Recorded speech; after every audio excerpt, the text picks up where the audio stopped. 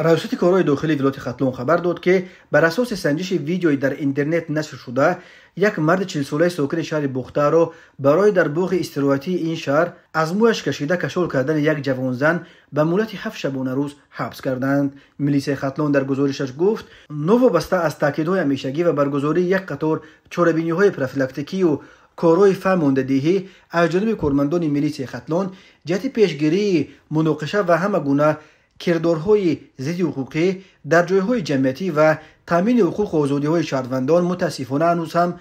هستند باز نفرانی که با عمل و کردارهای ناشایم باعث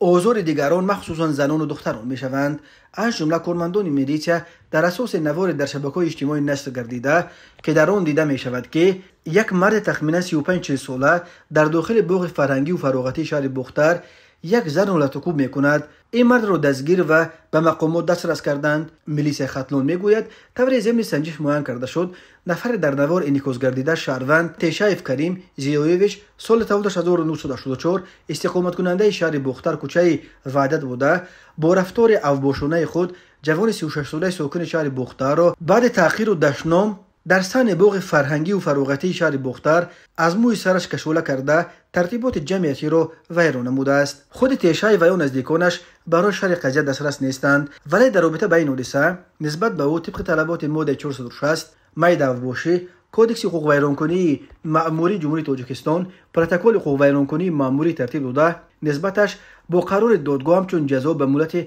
7 شبانه روز حبس مأموری تعیین کرده شد. سبب با آن جوانزن جنجال کردن این ساکن بختر روشن نیست.